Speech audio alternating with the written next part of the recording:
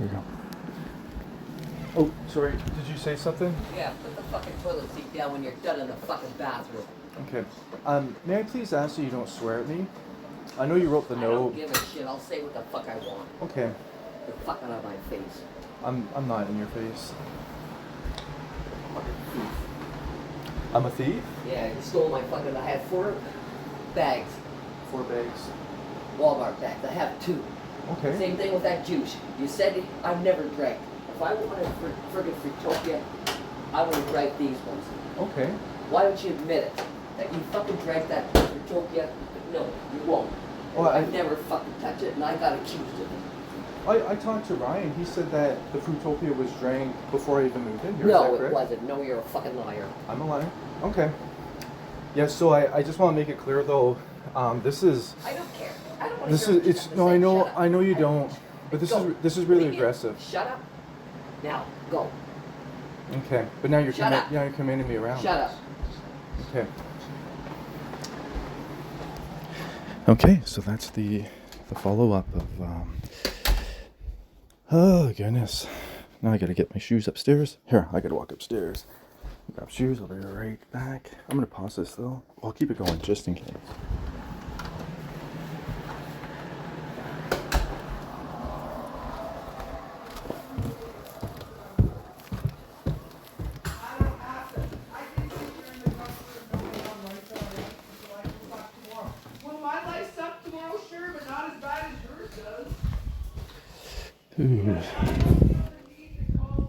Okay, I'm just now upstairs. I'm getting my shoes here. Oh, goodness. I have a friend waiting outside for me. I wonder if he heard any of that. But I really feel... I'm going to grab my laptop and... I don't feel safe here at all. This is quite terrible. Very terrible.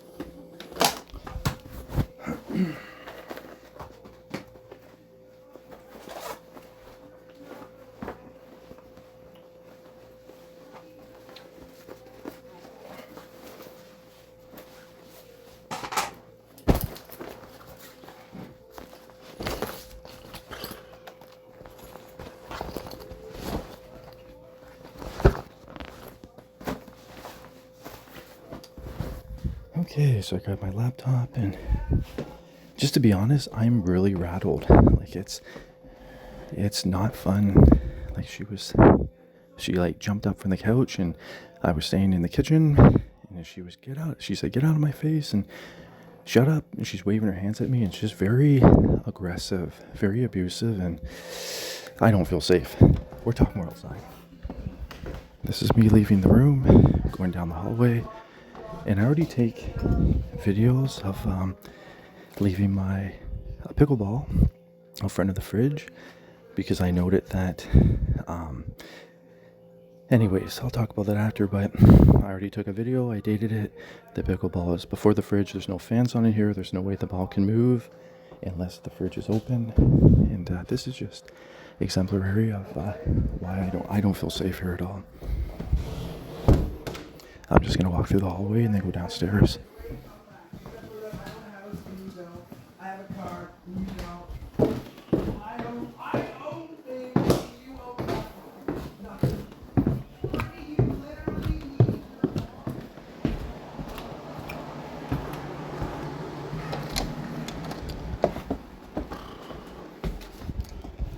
Okay.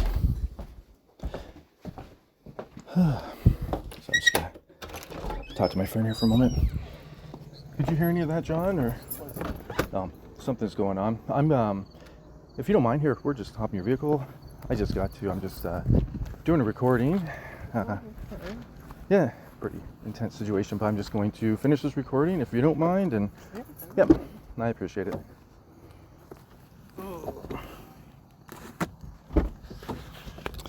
Okay. So I'm now in the vehicle with my friend, and I think we're gonna go get a tea. But anyways, I just want to describe the way, I think it's very important to describe the way you feel physiologically. So, and I think this is something that many people, oh goodness, as I mentioned in the past, when I was younger, this used to be my norm. And because it was my norm, it was normalized. And because it was normalized, these things would happen all the time. And then I would rebound from it, and I'd go through the day. And, like right now I'll conclude this thought, and then I'll talk about the physiological response that I'm experiencing. And, but I'd go throughout the day, and then it would just be a continued pattern where there would be apologies, but never a change of behavior. And so anyways, right now, like, I'm having a hard time speaking. I'm having a hard time accessing my thoughts. My voice is trembling. It's highly traumatic being yelled at, and it's highly traumatic when somebody's trying to dominate you. Oh goodness. And it takes a while to relax from it, maybe, or to have, like, for that residual effect to simmer down. And I can feel it. Last time I talked about in my traps, and so I said I could feel it in my traps afterwards. This time I can feel it more in my lats, so the back of my, or sorry, not my lats, my triceps, pardon me, so in the back of my arms. And it's just a very tense situation. I feel that tension inside, and the hate and the anger. I'm not sure how much was recorded and how clear it was, but it was extremely aggressive. And if this person had a knife, like, I could see them murdering me or anybody else just like that. And I think the world would call it, the police force might call that, like, a crime of passion. Like, it's just something that's spontaneous. But if you listen to the words, I'm not sure how much you could hear. She was talking about the juice box that she talked about at the beginning. So this is when I first moved in there, and so that is the very first time that she accosted me. And if it seems like everything is built off that. And then she also mentioned that she said that I stole her Walmart bags, which is a really strange thing to be accused of. It's also very strange too. Like, if she just asked, I'd be more than happy to to purchase some Walmart bags, or what I mean. But this is the first time this has been brought up to me. But her calling me a thief and saying all these things, and then using that as a justifiable reason to try and dominate me and to bully me. Goodness, it's not good, and it's not right. And this adds to, the reasoning that I had to, no, you put a lock on the door, but I don't feel safe there. It's a very, very aggressive and toxic environment. And it's something that I'm certain that many people go through, but I'm certain that when they describe it, that's why I think this is rather nice that it's captured. But when they describe it, I think a lot of times people just think, like, oh, maybe they're exaggerating, or oh, maybe maybe there's, like, a little more to the story.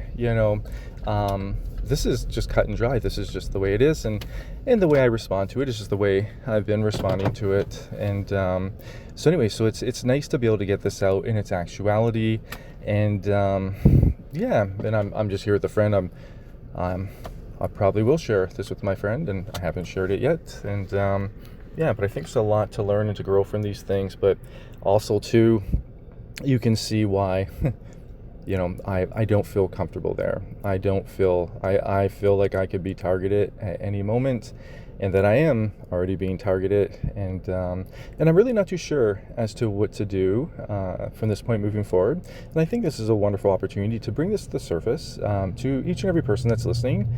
Maybe if you know people that are going through abusive situations, and oh goodness, they're being attacked and they're being dominated and abused, and these things behind closed doors. I'm going to try and be as transparent as possible, so, like, to give, like, more insight into, like, the symptoms that will precede these things, but also to open up some dialogue so people can talk about, what is the proper way to handle things like this? What are different suggestions as to, like, to move forward with this, and also to in the kingdom of God, I refuse to repay evil with evil. And, you know, but I'm not quite sure. Like, all I could really say is I could just be honest and say, like you're swearing at me like this. I can't tolerate this aggression, but I'm not going to aggress you either. But anyways, I'm going to leave it at that. And, but I really want to note that, oh goodness, I can feel it in my shoulders, in my triceps, and my ability to communicate, my ability to speak has gotten much better just within, or say 5 minutes of being removed from that situation. But when it first happened, it's like paralysis of the thought process. It's very hard to, it throws you in a state of confusion, because I really wasn't sure, like, all of a sudden there's just all this hate and anger, and it's pointed at me, but the root of the hate and the anger was never really identified, and now I guess it is identified. She believes that I've stolen juice and stolen, the two bags for Walmart, and yeah, it's very vicious, very cruel. Okay.